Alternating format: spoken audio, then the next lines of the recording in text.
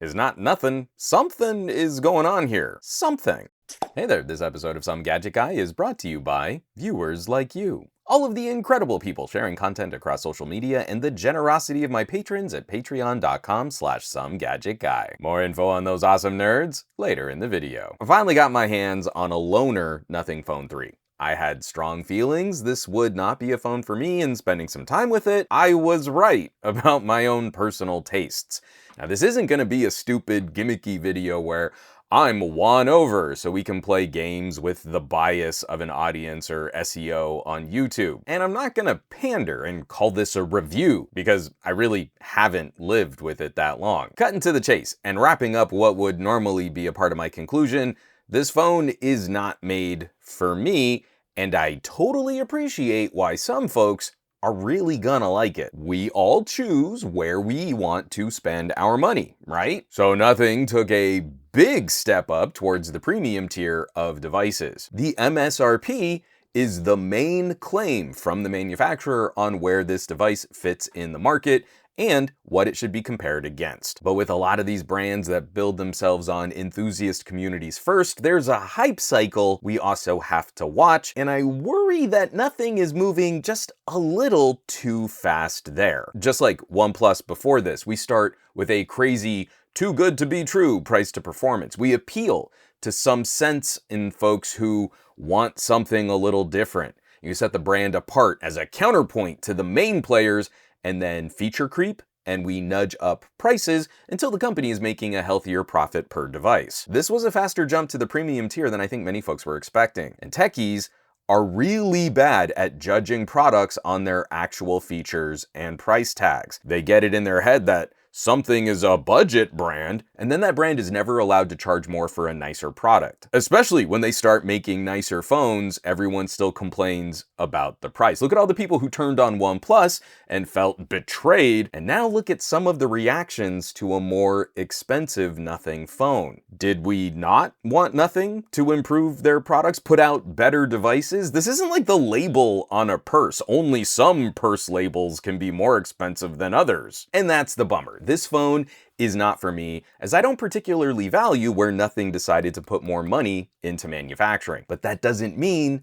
this should have been a cheaper device. It's built with specificity, and I think that can turn off as many people as it attracts. Above all, it is not cheap. In its own way, it is earning its price tag. There's so much attention to aesthetic, hardware and software.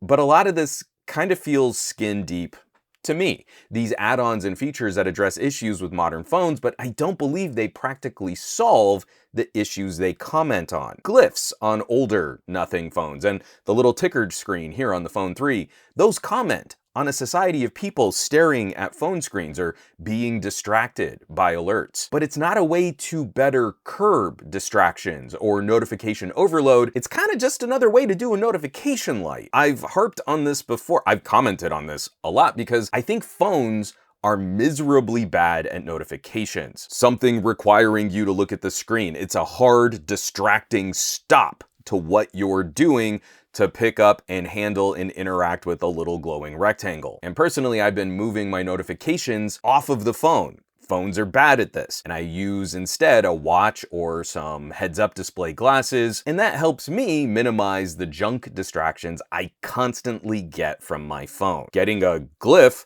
just triggers that part of my brain that something is happening on the phone. Should I answer it? Should I ignore it? Well, now I'm not writing an article anymore, and I've lost my flow state, so let me pick up this device and then get distracted by other things on the phone. There's a lot of novelty in putting a little ticker display on the back of a phone, but I have a really hard time judging what the value of that feature might be. Someone who lives with this phone will probably find those things that then they just never want to live without. One example, the cute trick that I like is using the Glyph screen to line up a rear camera selfie shot. It's the same kind of solution you'd get as putting a mirror on the back of a phone, but it's a fun techie way to grab a much better photo of yourself if you're not comfortable just shooting blind from the rear cameras. That's fun!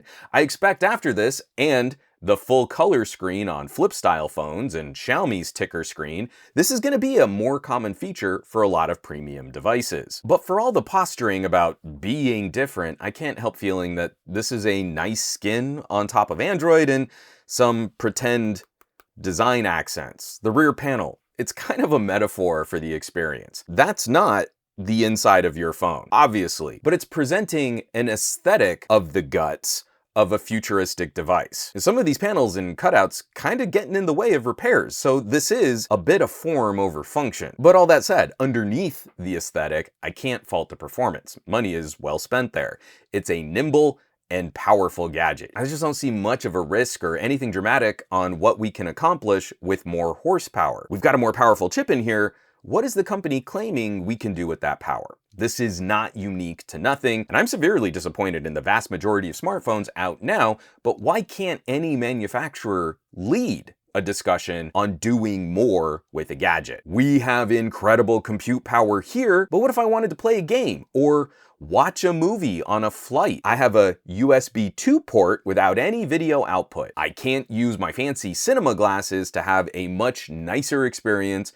I can't plug this into a monitor or a TV or use that compute power more like an actual computer. And nothing is not selling tablets or laptops, or at least they're not selling them yet. So there's no risk of cannibalizing other current revenue streams. I can whip out my ancient BlackBerry Key 2 and fire up VLC and watch my movie collection on fancy glasses with that terrible Snapdragon 600 chip. I think this is a lot of posturing on being different and adding a few little customizable pieces to the experience. But when we had real customizable phones, people wrote those features off as gimmicks or old-fashioned, or that manufacturer's just out of touch with average consumers. We've got a lot of marketing, we've got a lot of style, but I don't really think we're moving the needle much on really changing the experience. What is the daily driver difference if I'm picking this phone up? Moving on, I'm very pleased with the camera performance, and here in hardware, nothing is absolutely stepping up to the price tag. If you're more comfortable with Samsung, Google, or iPhone photo processing, this probably won't be your jam, but the phone is taking some solid shots.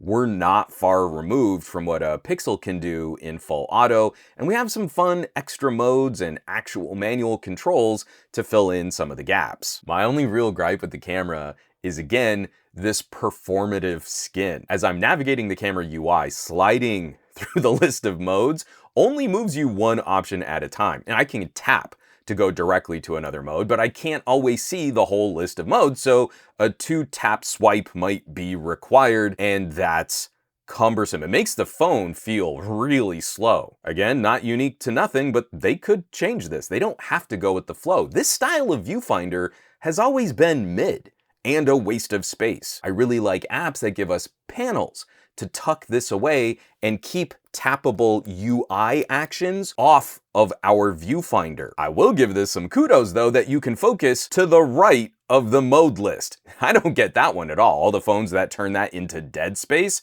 I guess there are people out there who just never need to focus on the right third of their frame. I have digressed again. This is a good phone. It's charming. It's well built and powerful, has a decent battery, fast charging. The hardware is fun, if a bit incomplete as we get to this price tag, and I totally get the folks who vibe with this. I am not an aesthetics guy, and I've never cared much about skins and wallpaper apps and RGBs on my gadgets. Using the Nothing for a couple of weeks, I just couldn't shake the comparison in my head against a phone like the OnePlus 13R. I went in with a preconceived notion about this comparison, and I honestly couldn't shake that idea. That is the definition of bias. I could not let go of my preference. If I were forced to recommend one, I personally would absolutely prefer the camera hardware on the Nothing, but largely everything else, the OnePlus is more what I feel consumers will want at the prices that they're gonna pay. Because there's just less stuff on it. It has a lot of the same limitations as the more expensive Nothing, but also manages to win some other fights on things like battery capacity and charging technology. But holding up two phones and me giving you this kind of point-for-point comparison, you should not take this as a conclusion to a proper review, because that's the idea I had